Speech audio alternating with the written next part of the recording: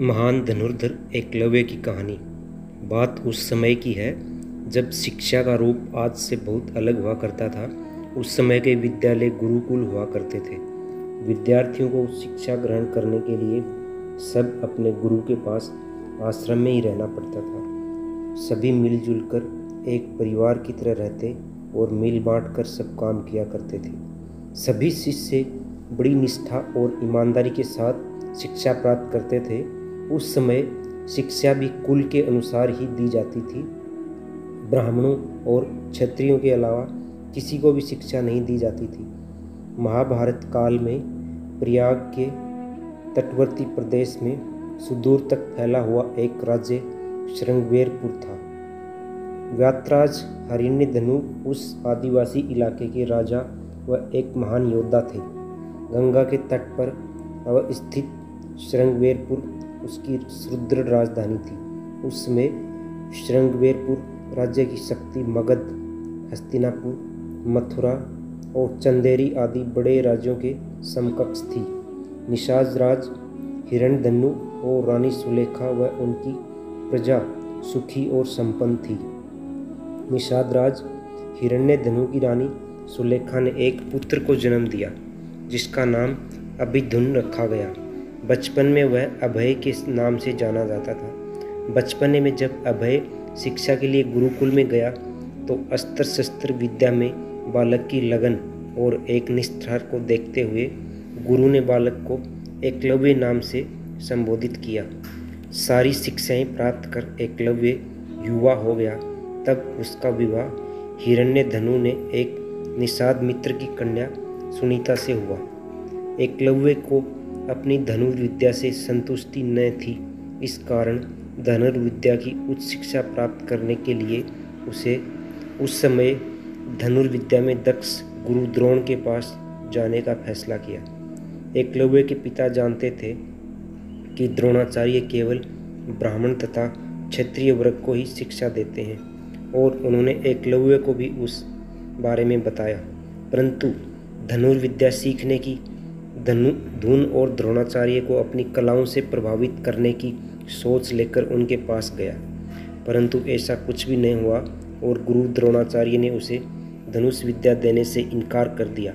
एकलव्य उस बात से तनिक भी आहत न हुआ और उसने वहीं जंगल में रहकर धनुर्विद्या प्राप्त करने की ठान ली। उसने जंगल में द्रोणाचार्य की एक मूर्ति बनाई और उन्हीं का ध्यान कर धनुर्विद्या में महारत हासिल कर ली। एक दिन आचार्य द्रोण अपने शिष्यों और एक कुत्ते के साथ आखेट के लिए उसी वन में पहुंच गए जहां एकलव्य रहते थे। उनका कुत्ता राह भटक कर एकलव्य के आश्रम में पहुंच गया और भौंकने लगा। एकलव्य उस समय धनुर्विद्या का अभ्यास कर रहे थे। कुत्ते के भौंकने की आवाज़ से एकलव्य की साधना में बाधा पड़ रही थी, अतः उसने ऐसे बाण चलाए कि कुत्ते की जरा सी भी खरोंच नहीं आई और कुत्ते का मुंह भी बंद हो गया। एकलव्य ने इस कौशल से बाण चलाए कि कुत्ते को किसी प्रकार की चोट नहीं लगी और अपने बाणों से कुत्ते का मुंह बंद कर दिया। कुत्ता द्रोण के पास भागा। कुत्ता असहाय होकर गुरु द्रोण के पास जा पहुंचा। द्रोण और शिष्य ऐसी श्रेष्ठ धनुर्विद्या देख आश्चर्य में पड़ गए। वे उस महान धनुर्धर को खोजते खोजते एकलव्य के आश्रम पहुंचे और देखा कि एकलव्य ऐसे बाण चला रहा है जो कोई चोटी का योद्धा भी नहीं चला सकता। ये बात द्रोणाचार्य के लिए चिंता का विषय बन गई। उन्होंने एकलव्य के सामने उसके गुरु के बारे में जानने की जिज्ञासा दिखाई तो एकलव्य ने उन्हें वो प्रतिमा दिखा दी। उन्हें यह जानकर और भी आश्चर्य हुआ कि द्रोणाचार्य को मानस गुरु मानकर एकलव्य ने स्वयं ही अभ्यास से यह विद्या प्राप्त की है। अपनी प्रतिमा को देख आचार्य द्रोण ने कहा कि अगर तुम मुझे ही अपना गुरु मानते हो तो मुझे गुरु दक्षिणा दो। एकलव्य ने अपने प्राण तक देने की बात कर दी। गुरु दक्षिणा में गुरु द्रोण ने अंगूठे की मांग की जिससे कहीं एकलव्य सर्वश्रेष्ठ धनुर्धर ना बन जाए। अगर ऐसा हुआ तो अर्जुन को महान धनुर्धर बनाने का वचन झूठा हो जाएगा। एकलव्य ने बिना हिचकिचाहट अपना अंगूठा गुरु को समर्पित कर दिया। इसके बाद एकलव्य को छोड़कर सब चले गए।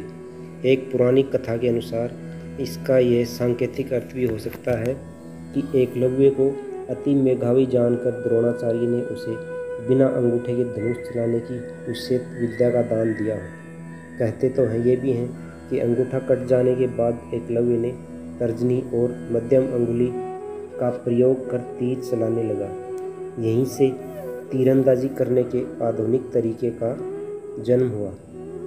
अतः एकलव्य को आधुनिक तीरंदाजी का जनक कहना उचित होगा। दोस्तों, कहानी यहीं समाप्त होती है। हमारे चैनल को लाइक करें, शेयर करें, सब्सक्राइब करें। धन्यवाद।